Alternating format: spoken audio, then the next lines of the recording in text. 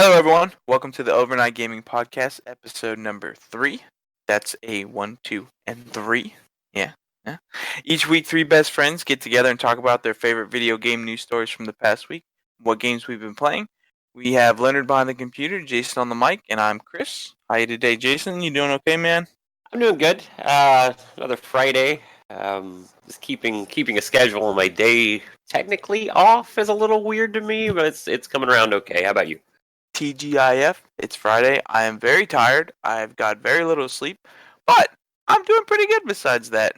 You've gone mad with the sleep tears. Very sleep deprived, but it's okay. We have a lot of interesting stuff to talk about today, including more Nintendo Switch news. Imagine that. We have the Nintendo Switch, a new Nintendo Switch model has been announced.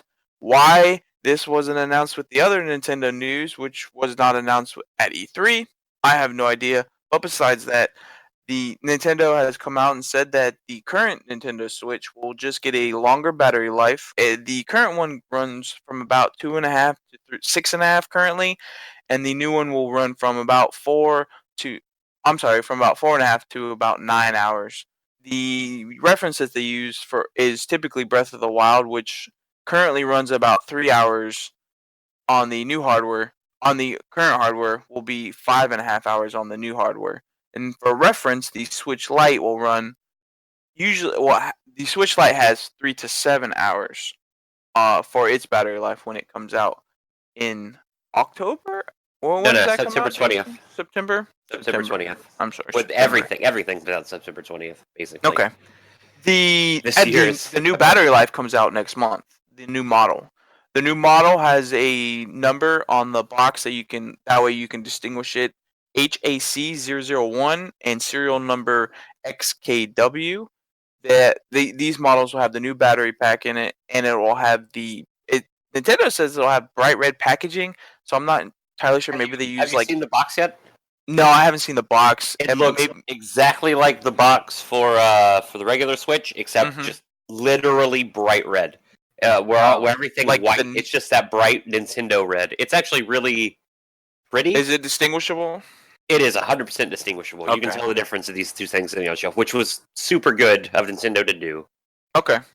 Along with the new battery announcement for the Switch model, they have new Joy-Con colors that they announced: neon purple with neon orange and blue with neon yellow. Those will retail for $80 for the packs. Why they are not releasing solid colors together, I don't know. I would prefer solid colors together. I would also prefer for the solid red color to be sold as a standalone and not part of the Mario Odyssey. I can import them from Japan. Yeah. But I just want to go to Target and purchase them. I know that you can import them from Japan because they've been sitting on my wish list in Amazon since they came out. They've also been sitting on my wish list in Amazon since they came out. I'm gonna check right now. Actually, we'll see what price they're at, because they always get close to a price I'm gonna buy and they just skyrocket right back up. Last time I looked, I think they $79, $78. Actually, not bad right now. It's under $80. It's by a couple cents, so I'm not going in on for a couple cents. It's also like, I want to say like $8 shipping cost from this thing. I want to say something like that. So what do you think about this new battery life? Does this entice you to get a new Switch? That alone doesn't. No. I'm excited that they're doing it. It's crazy because I watch like a bunch of different tech stuff. There's several different channels that I watch about this, and I read it from time to time. And Google is pretty much keyed into just telling me anything about the Nintendo that comes up. And this surprised pretty much everybody that this thing just was announced. I know you made the comment about how E3 not being announced at E3. Nintendo doesn't give a crap about E3. They barely show up there anymore. They just don't care. I mean, they have a big booth there, but yeah, they don't come to play the E3 game. They come to like cater to folks at E3. Yeah, like here's your chance. Yeah, but they're not there for like the crazy big reveals. We're gonna win E3, which is how they keep winning E3. Exactly. Yeah, they're just like, all right, we're gonna do fun stuff. Everybody having fun. And they go last, which used to be this like thing. It's like, oh yeah, watch all the stuff you want in the last couple of days. It's whatevs. But now it's like Nintendo's coming. Nintendo's coming. And it's funny because you see on YouTube all these YouTube channels are like, here's how Ubisoft just won E3, and then it's like, here's how Microsoft just won E3. And every one of their final videos, like, here's how Nintendo won E3, and it's like, Yeah. wait till E3's over. It's like seeing the first punch get thrown. It's like, oh, Tyson won. Tyson. Well, I mean, let's be fair. That was a bad Tyson. Would just knock people out in the first hit. But anyway, about this Switch thing. It's interesting. I don't see myself getting one of these unless there is some of the speculation I've heard is true. But of course, it's all just tech speculation. Nintendo already messes around with clock speeds a bit with their games, like Breath of the Wild.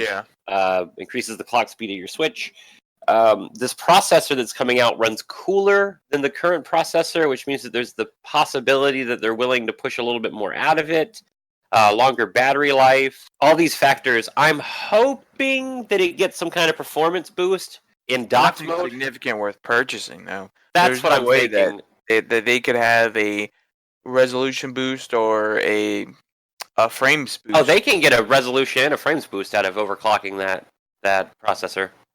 They push enough electricity. If it's possible, I don't think they'll do it. I think they'd wait for the Switch Pro, whatever the Switch Pro looks like, before they touch before they stress any type of resolution boost or frame boost coming from. Well, this is really kind of a passive. It's a passive thing. They put more power through the processor. They're going to get a little bit more performance out of it. Well, that's the thing is there's a reason why they came out and said that. Yes, there was a new processor in it.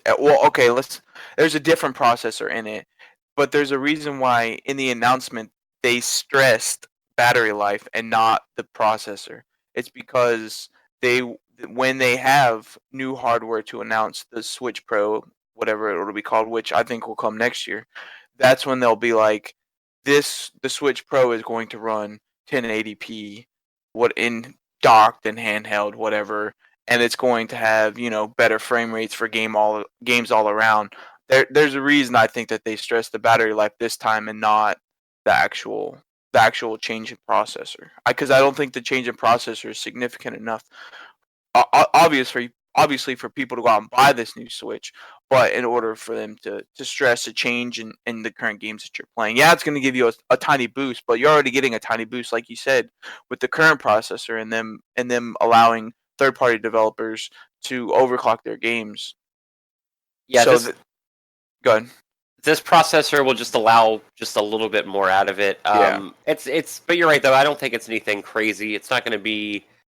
We're not going to be like, and now your Switch plays 4K in dock mode. Like, you're not going to get anything like that out of it. It's funny from just like a technical side of it. Like for the hardware itself, I'm again very interested in people to get a hold of this thing and start opening it up. I personally don't have enough money to do that sort of thing. If anybody listening wants to start sending me the money to do this, I'll be more than happy to open up. Yeah, I'll just buy a new Switch. Open up stuff, but yeah, like there's a lot of channels. I do like though that they are just going to replace the current Switch with this new battery life Switch. I think that's a good thing for the consumer, because then after a couple months there won't be that confusion as well as which one has the new battery. It'll just be the standard new battery. They're being surprisingly transparent about this also. Like I'm impressed with how really straightforward they're being about this like hardware just changeover. It's just a hardware changeover. Well, Nintendo has been getting pretty good on their transparency in the past few years, I'd like to say, especially when they said that there was a problem with Metroid 4. Metroid 4, thank you. Especially when I they announced that there was a problem. Yeah, that's exactly what I was talking about. When there was a problem with Metroid 4, and they came out and they just said, "Hey, listen, guys, this game is not heading in the direction that we agree with. So we're scrapping it and we're starting from the ground up with Retro Studio, a studio that we trust." And then they came out and did it again with Animal Crossing. Hey guys, Animal Crossing is taking a lot longer than we thought. In order to avoid crunch, we're going to have to delay it. We know you guys are going to be upset, but in the end, you guys are going to love it because it's going to be a great game. So I think their transparency has gotten really good. Real good. Yeah. I was really worried. I remember when Iwata died, I remember being like, man, that guy's been the president of Nintendo my entire life. I don't really know what to expect from them going forward. And then they announced their president, and I was like, well, this is just sort of a businessman. I mean, that's not terrible. I And then, remember like, that. he was the interim president. He turned out to be pretty good. Like, I gotta say, like, every decision they've made in a time that could have, like, ripped their company apart, they did a really, really good job. Like, they were they getting obviously- close there during the Wii U days, but Well, they ended yeah. up pulling it together. Well, I mean, and then this year, Reggie Fils-Aimé retired, and I was like, my childhood, why? Stop! Oh, God, I'm 30. He's retired, but he will always be the face of Nintendo. He will, and he'll be on the show coming up at some point in time. You know, if you guys push him into it hard enough. Confirmed. He's retired. He's gonna fly to his home. Well, you want to touch on your first story? I'm actually gonna jump ahead to a story a little bit further down my list. Actually, with this the new game code Citadel thing. I don't know if you. Well, I'm sure you saw it. Valve seems to be working on a new game code named Citadel. It's named Citadel? Yeah, well, that's the thing. What it is that the community saw this like low-key update to Dota 2. Mm-hmm. And I've got a couple quotes here. The community has unearthed the recent low-level engine update Dota 2. Quotes here, has a lot of things related to stealth, AI pathfinding, and top view minimap. Now, I've never played Half-Life. I've never played it. Have you ever played Half-Life? Yes, I played the first one through to completion. Although on the first one, no, I did not play the first one through to completion. I could play the first one almost to completion, and then I played the second one to completion. But I cheated in that one. I used infinite health because when I was a little kid playing through that game, it was way too difficult for me, so I cheated. No, it's acceptable. You got the story of Half-Life 2. Mm-hmm. But for what I understand, reading from it's just a short kind of article by Ian Baudreau on PC Gamer. I just slaughtered his last name trying to pronounce it. No, you're close. close. I don't really. Over on PC Gamer, but yeah, that's a short little thing that popped up. This could be people getting a little bit overly hyped about it. It seems weird because wasn't the Citadel like the focal point of That's exactly the case, and people thought that maybe it was just adding a Citadel map to Dota 2, but it adds in all these different mechanics. They've got the pathfinding for the AI. The video, the person who broke this news was Valve News Network. Mm-hmm. Tyler McVicker over there. This is really interesting. I wonder what this is going to end up being. It has to be something because Gaben came out himself and said they're making games again. Yeah, and the crazy thing is that he mentioned when he came out and said that whenever the proxy that is controlled by Gaben, that tank came out, showed his human form. That like flagship VR game that Valve's wanting to push. They're like, we're gonna make our own flagship VR. The other rumored Half-Life, yeah. Well, it's not rumored. Valve teased it. The fact that it's a Half-Life is kind of a rumor. Mm-hmm. But this doesn't look to have anything to do with that. This looks like something that's going on in the framework of Dota 2 here that they're kind of, I guess, just like dusting off. So maybe Half-Life 3? I know that people will grab any sort of thing and be like, Half-Life 3 confirmed, so much so that it became a meme. Anything shows up online and you'll see somebody post like hashtag Half-Life 3 confirmed. This game's going to come out, and I don't think people are going to believe it's coming out for a good month and a half. It's just going to be I still don't believe Valve is making games, honestly. I don't really know. I expect they're saying there's certain certainties in life. And one of which is Half-Life 3 will never happen. So, that happens, and we're off the edge of the map. There'd be monsters here. Big bug monsters based on Stephen King's The Mist. Game. So, yeah, that's just sort of a little thing that I saw pop up on a PC Gamer. I didn't really see very many people talking about outside of the people who broke the story. Okay. The next thing on the docket is something I'm personally excited for. It's the Ubisoft Uplay Plus Games Pass. I think it's what it's called. Yeah, Basically, what it is, put as much words as possible in there. basically what it is, it's Ubisoft's subscription service that they announced at E3. They've actually released a full list of games that will be on the service at launch coming September 3rd, which is really cool because it's actually only $15 a month, which is a little more expensive than typical subscription services are. But with the amount of games that you're going to get in the service, there are a lot. So I think it's going to end up being worth it for a lot of people. The only problem with the service that I currently see is that they're actually limiting it to PC players. So unless you have Google Stadia, which will come out in November, which is the way I'm planning on using it, but it's really cool. It's a really cool looking service. They have over a hundred different games on there, many of which are from the flagship franchises from Assassin's Creed, Tom Clancy, Far Cry, stuff like that are all going to be on the service. It's really cool. I'm actually really excited personally for the Prince of Persia games. They're putting all the Prince of Persia games on there. I love the Prince of Persia games. I have a They're putting funny story about Prince of Persia, actually. What's that? I got Sands of Time on GameCube. Not Sands of Time, sorry. I got a Warrior Within on GameCube, which... Did you play Warrior Within? I played all the Assassin's Creed games and beat them all. I'm sorry, Prince of Persia games. Prince of Persia game, so... I played all the Prince of Persia games and beat them all. Jesus, show your plebeiness here. Oh, yes, I love... well, they're so similar. I got confused there. Warrior Within, it's so, like, edgy, and, like, there's the metal music and all that, and, like... You know, I was a teenager at the time, and the game seemed so badass to me. And it was on my GameCube. It had Godsmack on it. It had Godsmack, in the game. It was crazy. And I got nearly to the end of the game, and I found a bug in the game. Fun bug. I don't know if you play it. Spoilers for Prince of Persia Warrior Within, if nobody's gotten around to that. There's a part near the end where, to be as spoilerless as possible, where you have tracked the Wraith, and you're about to... You've killed the Wraith, and you're about to go fight the actual villain, like the bad guy. And in the game, there's these portals of sand that take you back and forth between like the past and the present of this temple. And there's always a save, like a little water save thing that you can always save at near those things. And I knew I was going into a boss fight. All right, I knew it. As soon as I walked through that portal, I was going through a boss fight. But the ruins behind you collapse. It's one of those, like, you're going to the end of the game, you can't go back, you've made your decision. I saved, and as soon as I walked into the Sands Time to, like, drag me backwards, the portal wasn't working.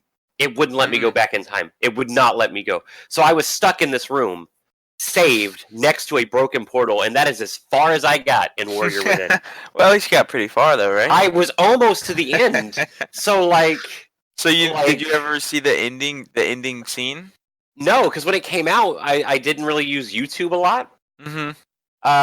So that's something, I think I'm going to do something later. I think afterwards, I'm going to look up the finale of Warrior Within and live it. I'll tell you what I remember of it, because it was so cool. I remember I actually beat the game 2 times, I want to say, and it was really cool seeing the ending scene because I loved Prince of Persia 1 a lot. Just the combat was meh, but the story was really cool and the rewind mechanic was really cool, I thought. And so I was super excited to go into 2 when there was a more heavy emphasis on combat.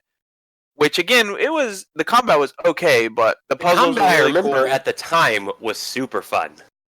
Yeah, it was okay. Your offhanded weapons. It was much better in the second game, because in the first game it was a lot of jumping over the sand creatures and then meleeing them. But in the second one it was a lot more reactive. You actually pick up weapons and throw weapons and stuff. So it's pretty cool. But I really was interested in Warrior Within whenever it was first announced, and so when I beat the game, I got super excited because he actually gets off of the island, because in the beginning of the game you crash on an island because of one of the sand creatures from one of the enemies that you meet ends up being like attacked. Right? The ship gets attacked, and the person that attacks you ends up being like the boss or whatever. So anyway, at the end of the game, you get on a ship and you get off of the island after defeating the boss. And as you're traveling on the ship, it's like real stormy and stuff, and you get back to your hometown that the first game takes place in, your your city or whatever, and the whole like as you're pulling up to the city, the whole city is just in flames. It's just gone completely up in flames, and then the game ends. I was like, oh man, I cannot wait for it for the third game because I want to see what happens with the city, and it just got me super hyped. And Super then it leads great into cliffhanger. that Spin Doctors crossover, Prince of Persia: The Two Princes. Yep, yep. Prince of Persia. Yeah, the Two Princes. Yeah, I think that's what it's called. No, But it's yeah, the Two Thrones. I was making a joke about oh, 80s the Two music, Thrones. Chris. Oh, okay. It went way Pew, over my pew. head. Yeah, you're a short guy. It's okay. But yeah, the Prince of Persia, the Two Thrones, I really liked as well. The whole mechanic of you're battling with yourself in your head, and there I was never a played it.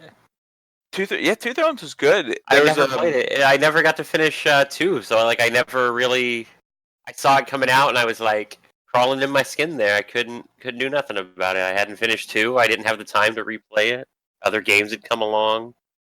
yeah, they went back. They put a bigger emphasis on the puzzles from the second game. Like the second game almost got rid of the puzzles, and the third one put some puzzles back in there, so it was kind of cool.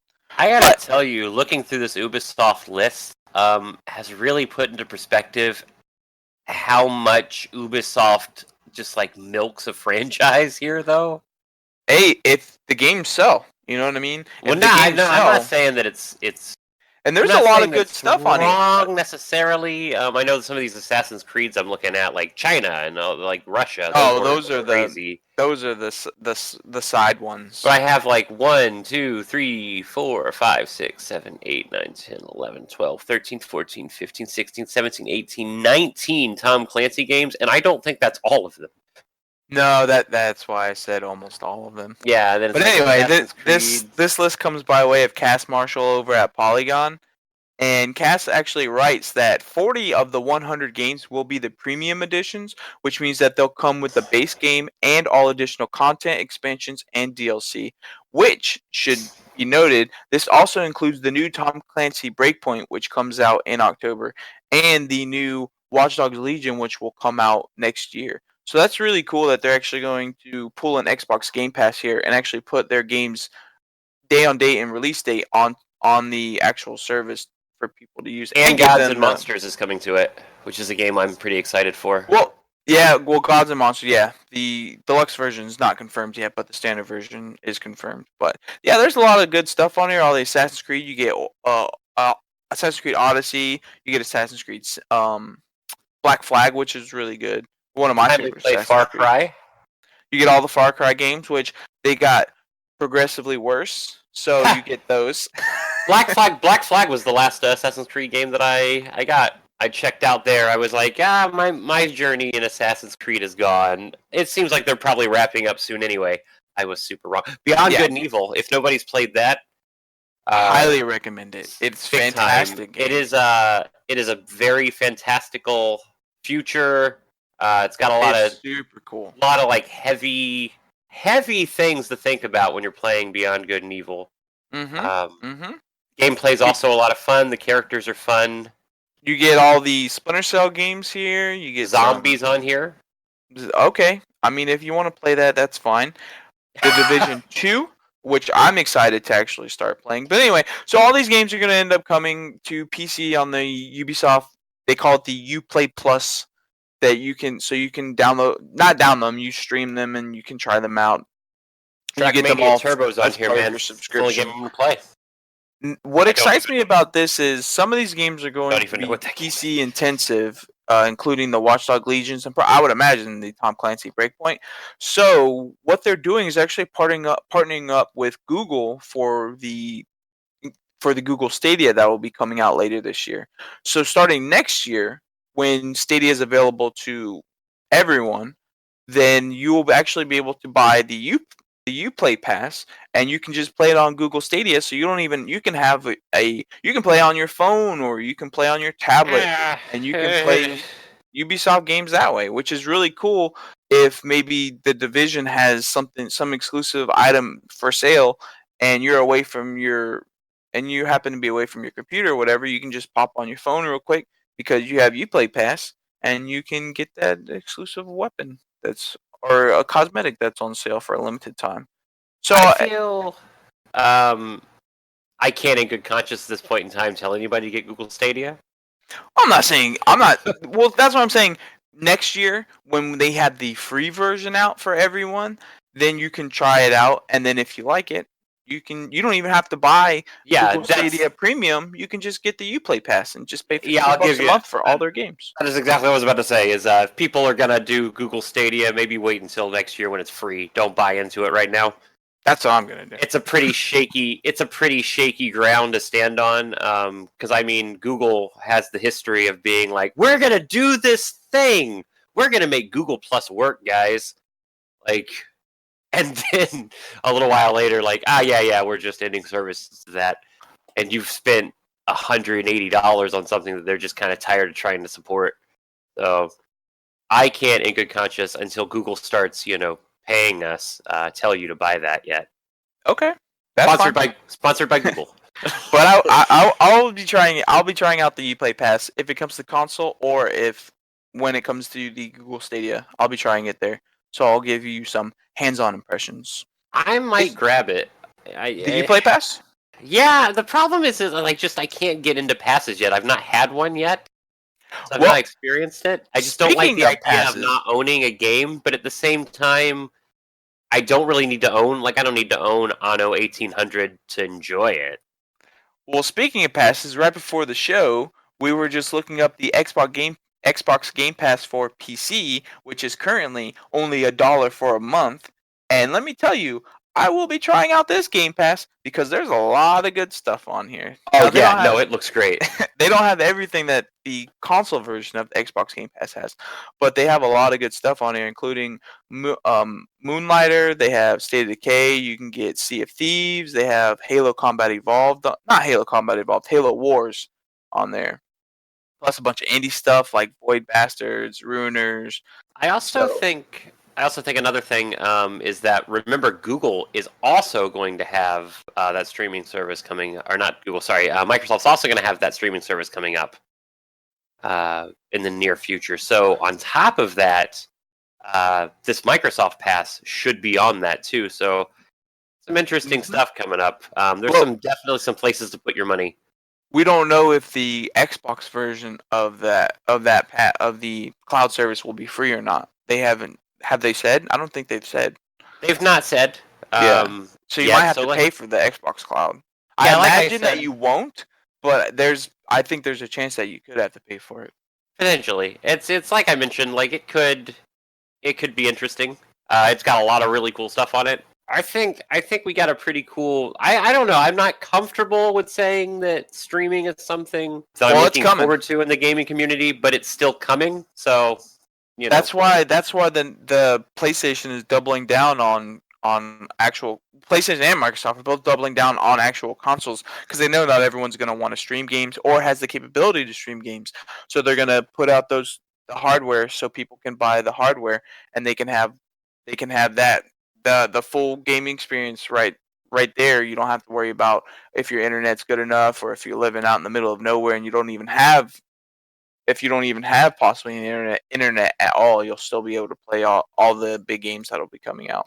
Yeah, internet in and of itself in the United States is horrible. In the U.S. is not amazing unless you live in like a big city. One of those great New York, Google Fiber, California, or Google Texas. Fiber. Yeah, so yeah, streaming. There's people that are never going to be comfortable with streaming as the way that you play games, and I hope, for my sake, that streaming doesn't become the only way to play a game. I don't think it will. I think we'll always have hardware. Yeah, I do. You have another story? Yeah, I've got. That is actually your story. Another Switch one. Switch Joy-Con drift. You guys know about that? I assume people at least casually heard about the Switch Joy-Con drift. Well, see that with I don't think I have that problem with my Joy-Cons. I don't think I've ever noticed that. I've noticed it with my PlayStation sometimes, but I don't think I've ever noticed it with my Joy-Cons. The crazy part is that I've had it happen. Like, I've literally had my Joy-Con drift. It's happened to me.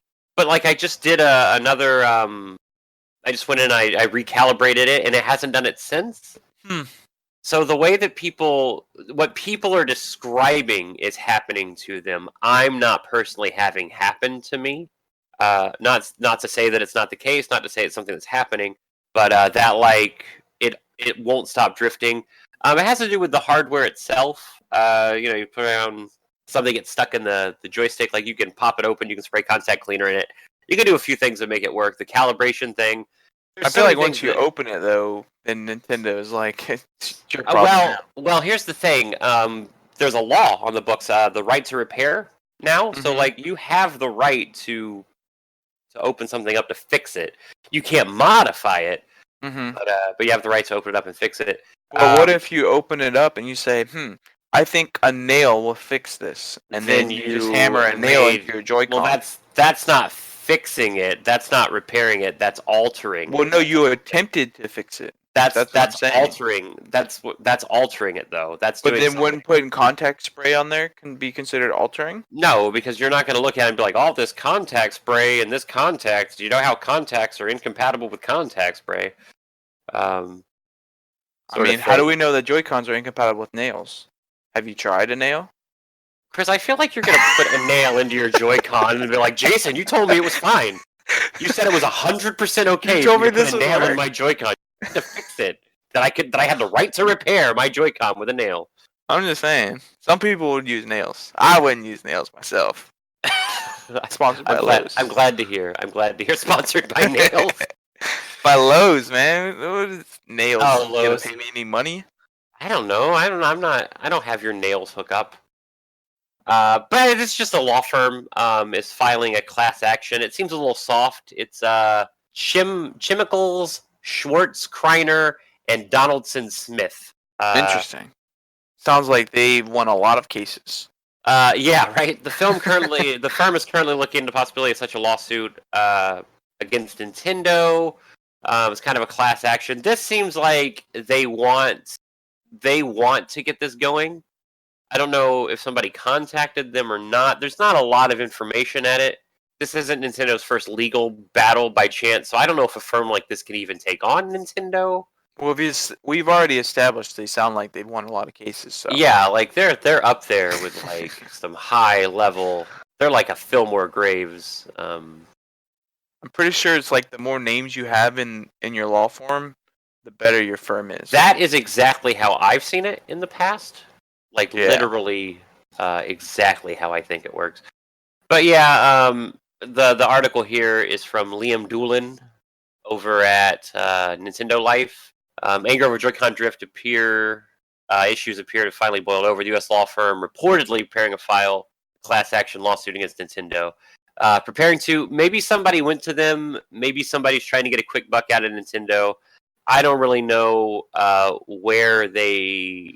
Well, I mean, it is a serious problem. It is definitely a problem, and it's something that Nintendo hasn't really addressed yet. Exactly. The only thing they tell you to do is when you contact their customer support, they tell you to spend $4 for shipping and send your Joy-Con in so they can repair it. They send it back to you, and then reports are that just a few months later, the drift starts to happen again. There's no the problem actual is fix. It's a physical issue with the joystick itself, and Nintendo probably should figure out a way to. I mean, not even probably should. They should figure out a way to make this stop happening. These things aren't cheap. No, they're not. $80. And it's a hardware thing. This is something that Nintendo just absolutely needs to work on. And as much as I hate saying this out loud, that a lawsuit is probably how you're going to really get them to take note of this. Not that they're ignoring it necessarily. I don't think they know how to fix it. I'm saying they don't have a solution for Joy-Cons that are already out. They don't have a fix for Joy-Cons that are already going to be broken at some point in time. Like you said, due to the Joy-Con size, I think that the only way to fix it would be to completely alter the Joy-Con, maybe and issue a redesign of the controller. That's what I think, because it sounds like the issue is because of the design of the actual Joy-Con. It's got to do with the connection. Like So you've got your Joy-Con. Let me see. I've got my Joy-Con right there's here. a lot. There's a lot of stuff in that little controller, and So I'm- in just one little Joy-Con, you have the HD rumble, you have the IR sensor, you have all the analog and button input information, you have the capture information. There's a lot of stuff in there. So I'm holding my Joy-Con here in my hand, and I've got it. I've got it set up in the little the like controller that makes it a controller. And I used this Joy-Con. I played Breath of the Wild with this. Like, I didn't get a Pro controller until Mario Kart came out, and like I've taken care of this pretty well. Like I've not had a major problem with it really, but I can see that there's a little bit of droop to my joysticks, like a little tiny bit of droop to it, and it's really it But is it a is a hardware launch issue. Joy-Con too. That's Yeah, it's a launch Joy-Con. So I've had 2 it for years like old 2 now. years. I've Yeah. played a ton of games on it, and I've not seen it like break down. Nintendo does extensive testing on their systems. Like they definitely put a lot of work in. Do you know like the 5-foot drop thing that Nintendo does?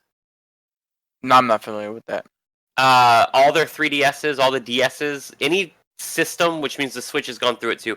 Any system that they expect to be out on the go, they drop from 5 feet up, like down over and over and over again to see if it breaks, see if it cracks, see if something comes loose, see if something shatters.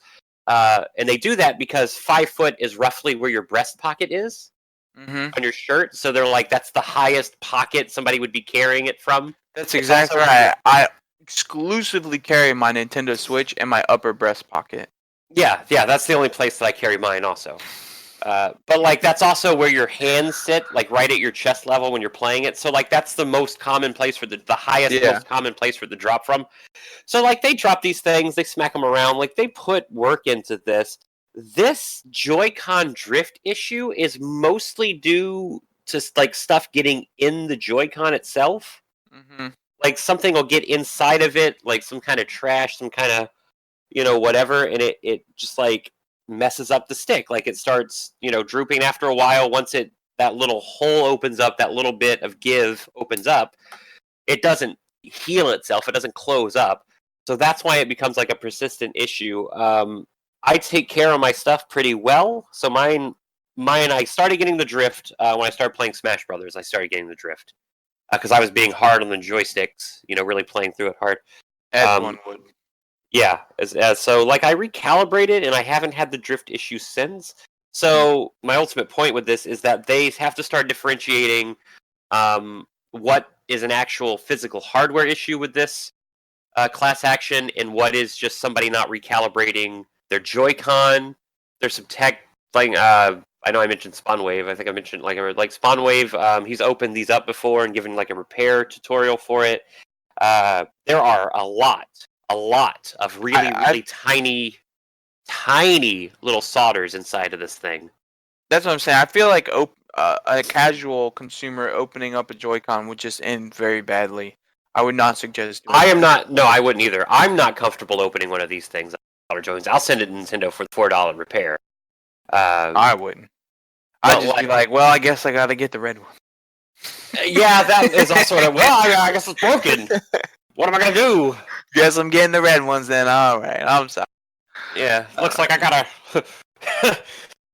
But yeah, so that's really the thing. It's class action. It's interesting to hear a little bit more of this coming. I don't know about anywhere else, but in the U.S., I see those class action laws like all the time, where it's like if you've ever used weed killer, you could be entitled to some money out of it. So I mean, who knows? Maybe in a few months, we're all gonna get about $3. I was actually in a class action lawsuit for Sony when it was for the PSP or the Vita. Oh, because they told you it was going to be something good. And I ended up getting I got like $5 or $10 or something on PlayStation credit. So I was like, cool, thanks. I'm not going to buy a Vita game with it, but I'm definitely. I mean, I don't know what I bought, but I definitely spent that $10 on the PlayStation Network. That's not bad. All right, so we'll touch on this last story just really quickly. Borderlands 3 tweeted out an image, and it says, quote, "Please join us for a celebration of togetherness, Tuesday, July 16th, which has since passed, 7 o'clock in the morning Pacific time at Borderlands.com." Now, immediately when you think of this, a celebration of togetherness, what do you think of, Jason? Yeah, I'm thinking that maybe I'm going to be able to play this game together. A celebration of togetherness would imply of people coming together. Yeah. Apparently, so immediately the internet jumped to conclusions, thinking that this is going to be the announcement or detailization of the crossplay features, which Gearbox themselves, Randy Pitchford, has said that there would be some form of crossplay in the game, not confirming during a launch or anything, but that it would eventually be in the game. So immediately everyone thought, all right, this is going to be them announcing the crossplay information that we want to hear.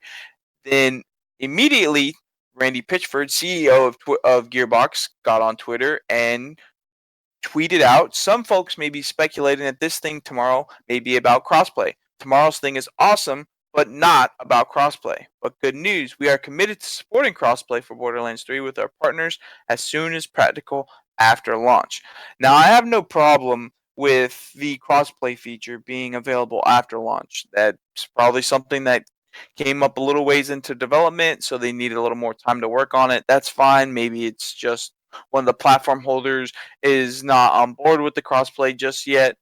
Epic Store. Whatever the case may be, that's fine. The problem that I have with this tweet is immediately you think celebration of togetherness means crossplay, people coming together across platforms, and them saying that it's not, and then Randy Pitchford saying that the thing tomorrow is awesome. The thing that eventually came out the following day was a trailer. It was an It was okay trailer. It Yeah. wasn't even an informative trailer about the game. It was merely just something that it looks like someone on their spare time put together. I didn't even watch the whole thing. I watched just clips of it. It just looks like something that put together in their spare time to show off some characters of the game.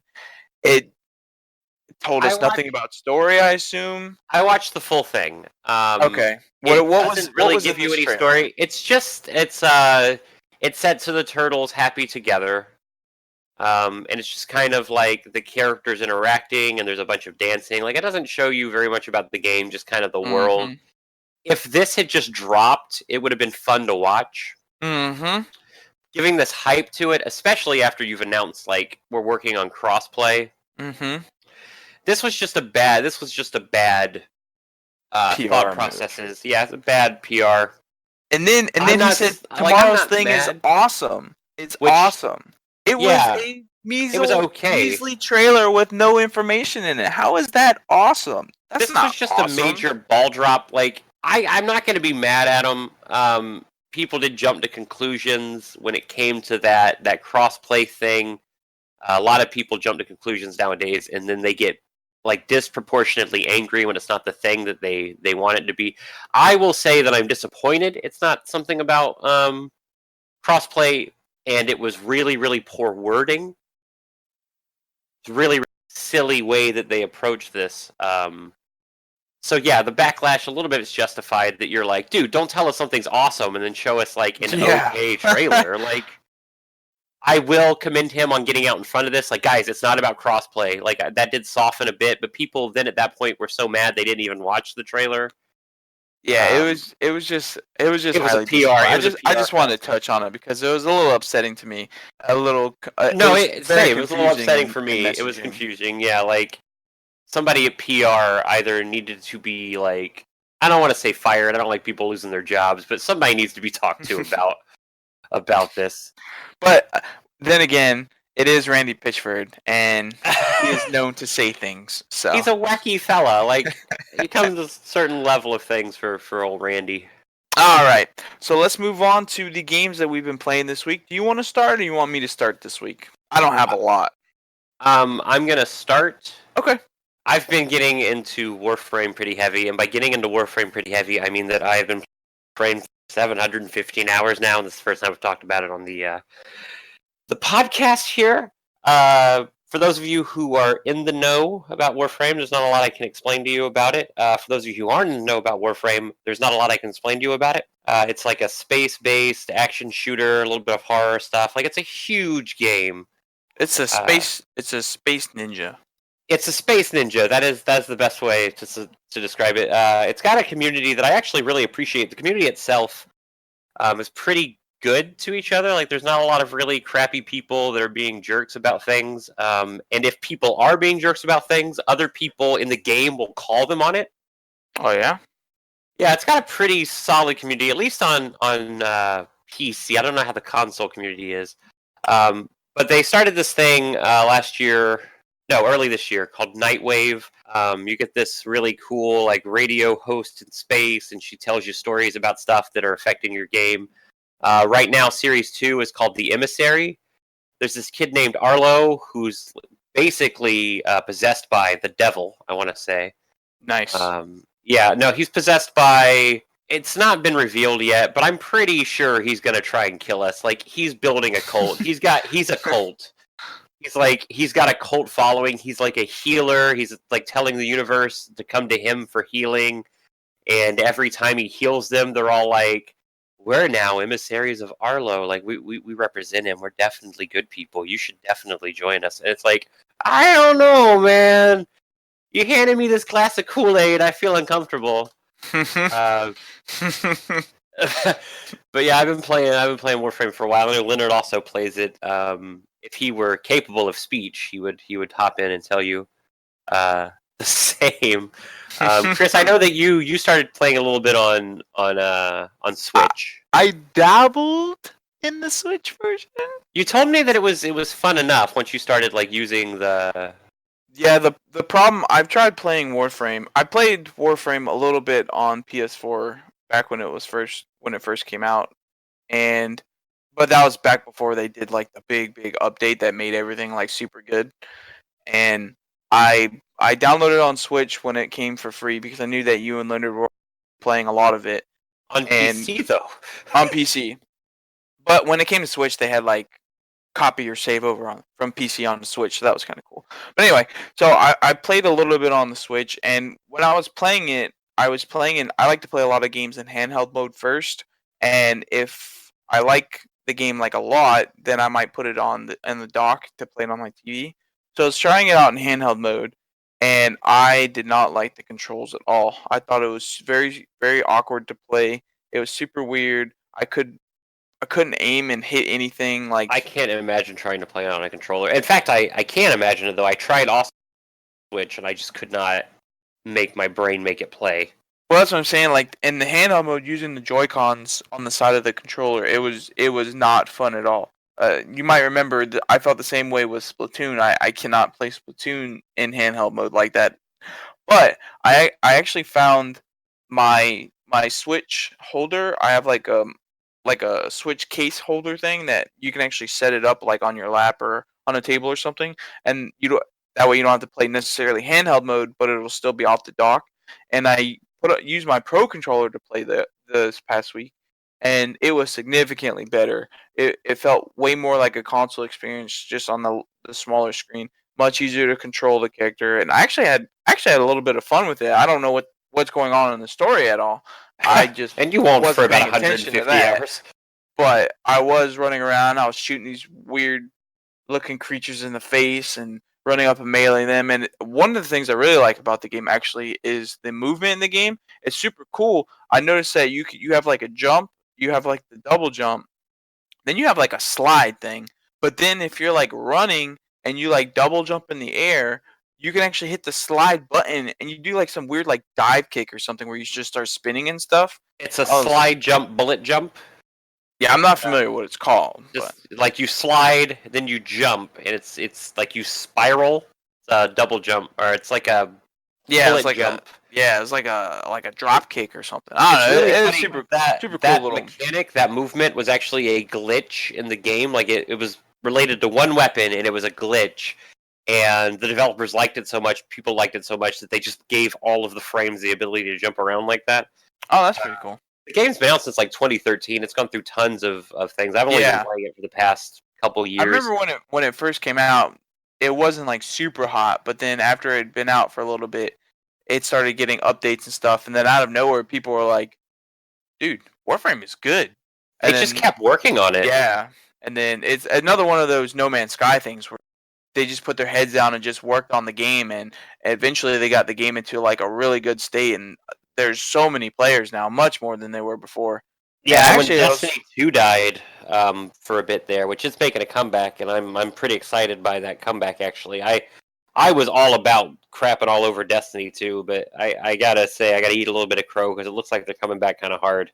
hmm But when Destiny 2 fell apart, Warframe was right there to pick up those players. That's how it got me. yeah, I was actually watching Leonard play a little bit at work the other night. Not while he was working, of course, While but I on was watching him break, play on break the other night, and there's this lady. It had the camera was panning through like this cinematic scene, Nora and Knight. this lady was just talking. It was just her mouth, and she was just saying all this crap, talking about some cult and how some person thinks they're like I don't know, like the Your own personal Jesus. That's Nora yeah, Knight. She's the basically, lady running Nightwave.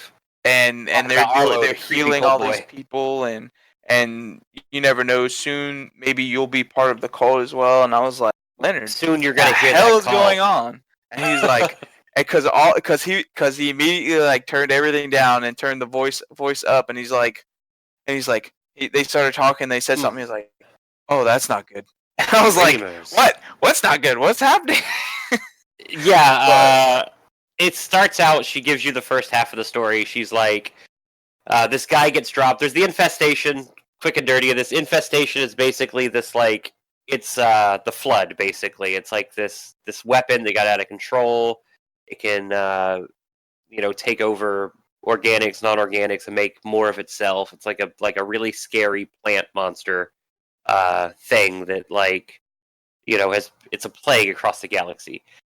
This guy got infected by it, so his people dropped him onto a planet full of them. And on the planet, he found this boy named Arlo, who's been dead for 2 years, and he cures him of the infestation. mm-hmm. But then he becomes like a devout follower of Arlo, and he starts telling everybody in the universe about Arlo. So people start coming to get healed. And yeah, that cinematic you're talking about, where it shows him standing there, he's got the line of people, and he's all laying hands on them and healing them, and he's got the whole group behind him, all dressed the same, holding things. You're like, okay, this is we're gonna have to shoot some people. Yeah, it was super weird. They were all just standing there, like they weren't moving or anything. Like I don't know if that was supposed to be part of the cinematic, but Yeah, cinematic. It's like they a weren't moving. panoramic frozen thing. Okay, yeah. It's pretty neat. I was just like, oh, this But it's still really creepy. weird. And Leonard was just like, oh, this is not good. So I I was like, had much the similar response to it because I talked to him about it after I watched it. We watched it separately, and I was like, "Yeah, we're definitely gonna have to kill. We're definitely gonna have to kill a lot of those people. They're gonna be in there like, let me heal you, Tino. Don't touch me. Don't touch me, criminal." But anyway, enough about Warframe. There's a ton. I can spend hours on it alone. But what have you been up to this week? What's been on your docket? So I dabbled, as everyone knows, in some more Apex Legends this week. Couldn't play as much as I would like, especially during the weekly reset on Tuesday. But that's because I've been playing another game called Detroit Become Human. And now we remember Detroit Become Human because it's part of the PlayStation Plus service it's one of the PlayStation Plus free games for this month. So I decided to jump in and try it out. Now I have seen some of Detroit Become Human before. I watched a little bit of it, and it's almost a different experience. It's what when you're actually playing it. It's like I don't know how to describe it, but very similar, but it's also different because you're actually making the choices. You're actually making the choices for the characters. And so, just a little bit of reference. Detroit Become Humans takes place in Detroit, Michigan, in the future, and there's three main characters: Connor, Kara, and Marcus. And each one is significantly different from the other, which is really cool. And Kara, they're all androids. They're what's going on in Detroit is in the future the humans have gotten super lazy, kind of like on that movie. What was that movie? Wall-E. Humans got Yeah, super Wally. lazy, so they made a bunch of androids to take to to do all this stuff for them. That way they wouldn't have to do it. Do dishes, do the laundry, clean the house, that kind of stuff. And then eventually they started making them so smart that they can do actual jobs, and it put a whole bunch of people in Detroit out of work. I think in the game it actually says that there's like a 30 or 33% unemployment rate in the country at the time, which is a lot of people. So That's there's I'm thinking like 7 or 8% higher than Detroit's current numbers. current numbers. But yeah, so Sorry for so people listening to Detroit. there's a lot of people who like the androids and think that they're doing good work. There's a vast majority of people who think that the androids are plaguing on society and they need to be taken away. That way, people could have their jobs back. So it's kind of it's all over. It's not all over the place, but it's kind of cool. And they kind of like treat the androids as like kind of like how African Americans got treated many years ago. So there's a lot of similarities there. But the game is absolutely beautiful. Well, it's like full blown slavery, right? Like they don't think of them as anything other than something Well, that it does work for depends. them, right? It depends. There are characters in the game who think of androids as more than just slaves. They think of them as friends, as family members. But there are a lot of people in the game, NPCs in the game, that actually do consider them as slaves. Like I don't want to spoil too much, but one of the mechanics in the game, one of the androids is actually he works for the police, kind of like the android police. That's Connor, They, right? The one that was Connor. featured in Hmm. the trailer. Yeah, Or Connor. not the trailer, the demo. And The the trailer. demo. Yep. He actually works for the android police. So he only investigates incidences where androids are involved.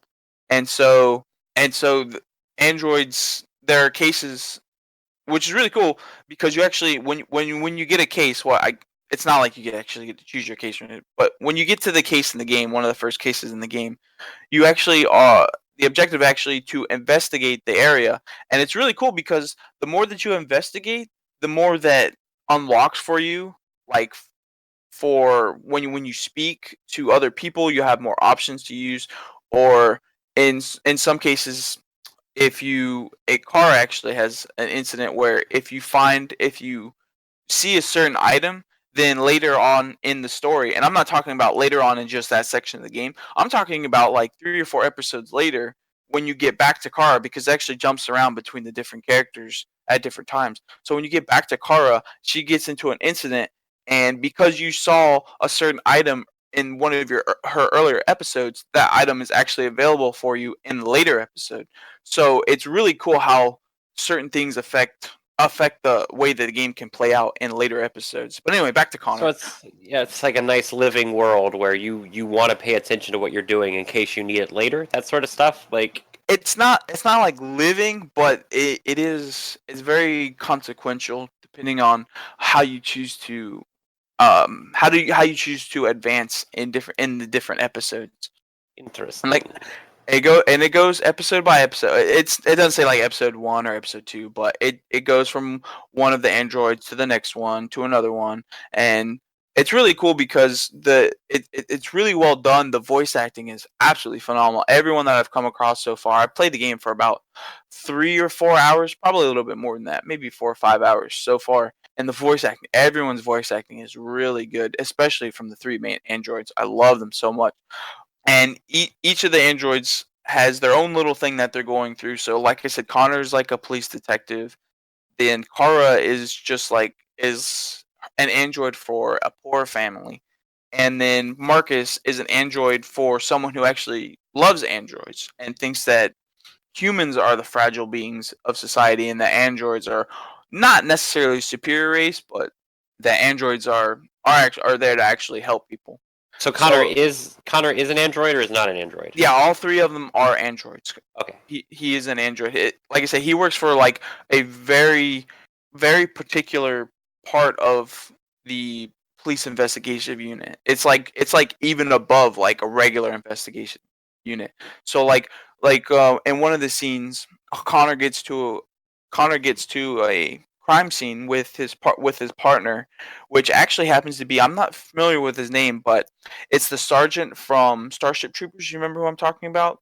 The sergeant who throws Uh, the knife at that guy's hand and sticks oh him. yeah. Yeah, he's actually the partner in the game, and he's phenomenal, like everyone else. But anyway, so he gets to the crime scene with his partner, and his partner tells him, he says, "Wait in the car," because his partner doesn't like androids. And Connor's like, he acknowledges his order because all the androids are supposed to obey all the orders they get, but because he's part of this higher police unit, he just ignores it and he just goes and he says, "I don't know." He's like, "I don't know what to tell you. My higher orders are to investigate this crime scene." So he's even Okay. higher up, and it's really cool because each character has someone in their story because they're all separate. So each one has a character in their story that they can be influenced, that they can actually influence. So in Kara, there's a little girl as part of the family that she's with, where depending on your actions, your relationship with the little girl can actually go up or down depending on Oh, things how that you you choose to behave in say. the house, things you do. Hmm. Hmm. That's pretty rad. Yeah, with Connor, it's his partner. So at the beginning, when you meet his partner, you're at a bar, and his partner doesn't want anything to do with him.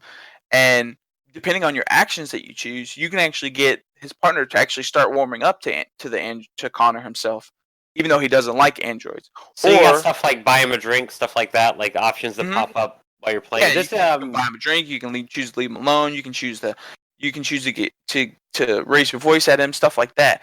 So it's really cool that type of dynamic that they have going on. that's cool. And yeah, it's really interesting. The story so far is super interesting because what happened. I don't want to spoil too much, Don't but don't don't give us any real story stuff. I think you've given us enough info at this point.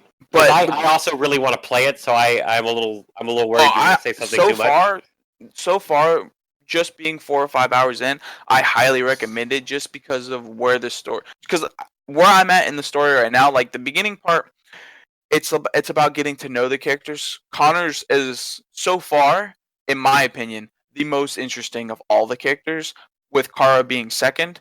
Connors Connor's storyline right now is really good. But where I'm at in the story right now, it's starting to pick up. Not that the first couple hours are a slog. I would say maybe Marcus's is, but where I'm at in the story, it's really starting to pick up, and I'm really getting super into the story. And it happens to remind me a lot of. Have you ever seen that movie AI or Artificial Intelligence? I think Yeah, it was I called actually really like them. I watched it with about a month Haley ago. Joel Haley Osment. Joel Osment and Yeah, Jude all Law. those. Jude Yeah, Law.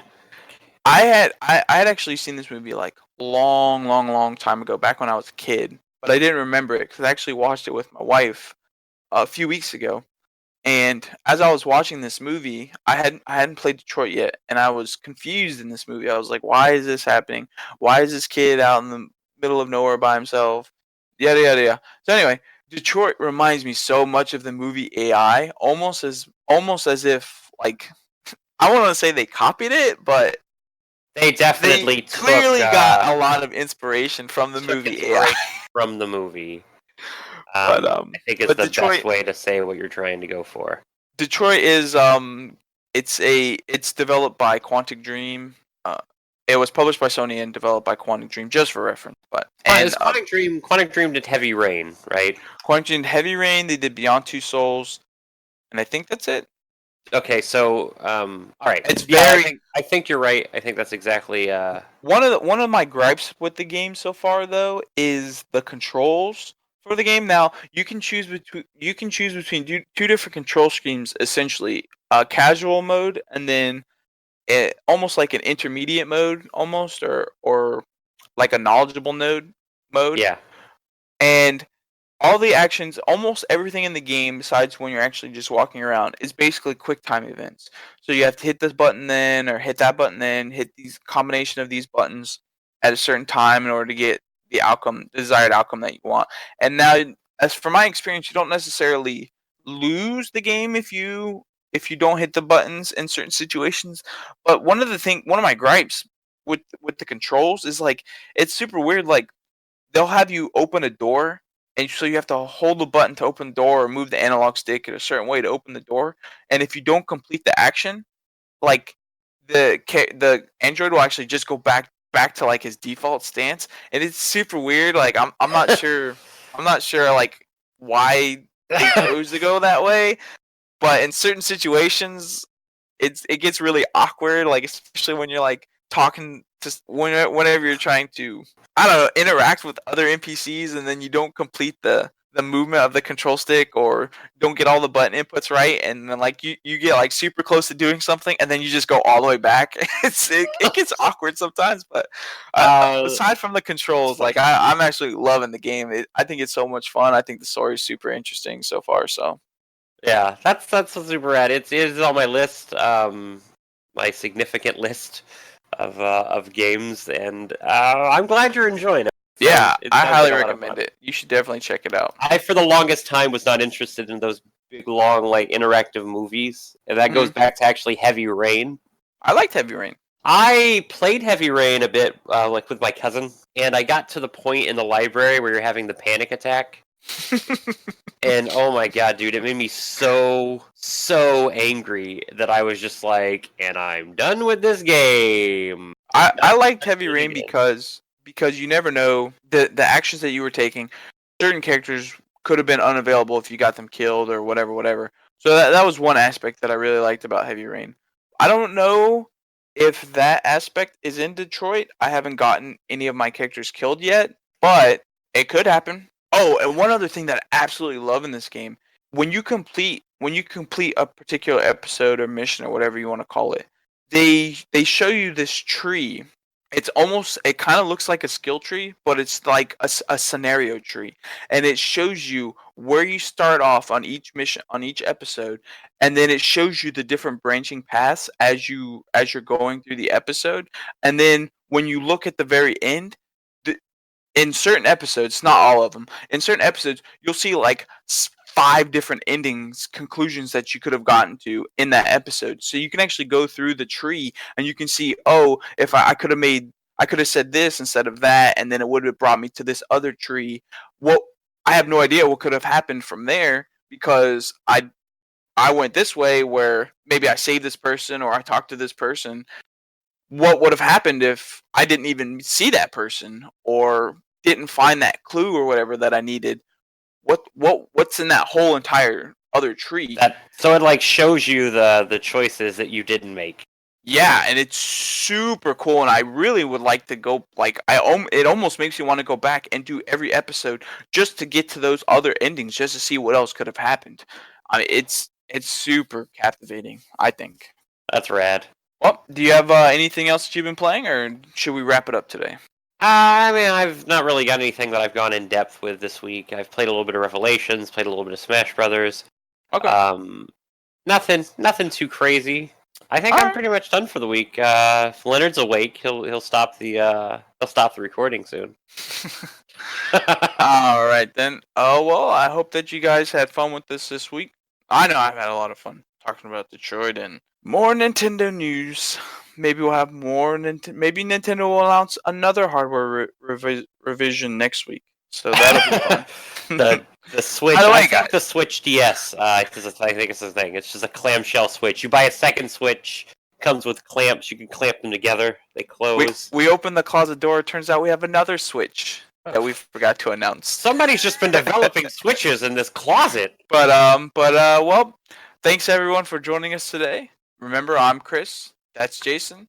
Big thanks to Leonard for helping us out and editing out our mistakes. And I guess we'll see everyone next week. All right. See you guys later.